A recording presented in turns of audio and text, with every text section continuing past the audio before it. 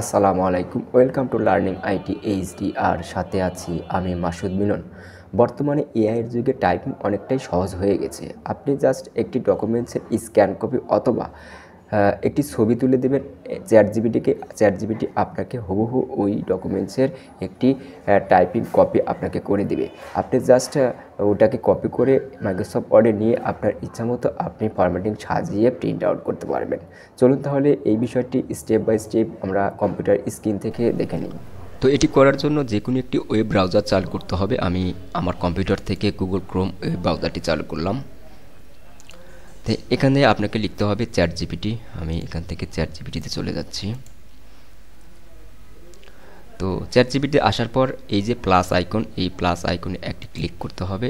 এখান থেকে ছবি এবং ফাইল যোগ করুন, এইখানে একটি ক্লিক করতে হবে। দেন এরপরে আপনার যে স্ক্যান করা কপি, যেই ডকুমেন্টসটি আপনি টাইপ করে নিতে চাচ্ছেন সেটির স্ক্যান কপি অথবা আপনি ছবি তুলে রেখেছেন সেটা আপনার কম্পিউটার থেকে আপনি এখানে অ্যাটাচ করে দেবেন। আমি এই স্ক্যান কপিটি অ্যাটাচ করে দিচ্ছি এবং এখানে একটি প্রম্পট লিখতে হবে। তো আমি এখানে লিখে দেব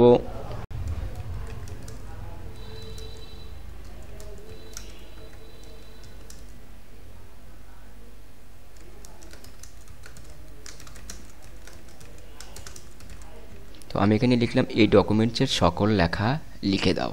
তো দেওয়ার পরে আপনি এন্টার করবেন অথবা আপনি এই আইকনে একটি ক্লিক করবেন। দেখুন লেখার কার্যক্রম কিন্তু শুরু হয়ে গেছে। নিচে আপনাকে কিন্তু হুবহু ওই ডকুমেন্টসের সকল লেখা লিখে দিচ্ছে।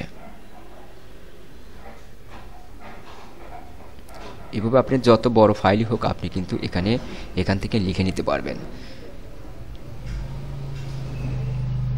দেখুন আমাকে লিখে দিচ্ছে। আপনি জাস্ট আপনি এখান থেকে সিম্পলি এখান থেকে কপি করে নিতে পারেন অথবা আপনি কিন্তু এখান থেকে এভাবে সিলেক্ট করে আপনি কিন্তু কপি করে আপনি মাইক্রোসফট ওয়ার্ডে নিয়ে যেতে পারেন। তো আমি এখান থেকে জাস্ট সিম্পলি কপিতে ক্লিক করে কপি করলাম। কপি করার পরে আমি মাইক্রোসফট ওয়ার্ডে এটাকে নিয়ে যাব। মাইক্রোসফট ওয়ার্ডটি চালু করলাম। দেন এটাকে আমি কন্ট্রোল ভির মাধ্যমে পেস্ট করে দিলাম। এখন আপনার এখান থেকে যদি কোনো এডিট করার দরকার হয় আপনি জাস্ট এডিট করে আপনি কিন্তু আপনার কাজে এটিকে ব্যবহার করতে পারবেন। তো ধন্যবাদ। ভিডিওটি ভালো লাগলে অবশ্যই লাইক কমেন্ট শেয়ার করতে ভুলবেন না। আর পরবর্তী ভিডিও দেখার আমন্ত্রণ রইল। সে পর্যন্ত সবাই ভালো থাকবেন।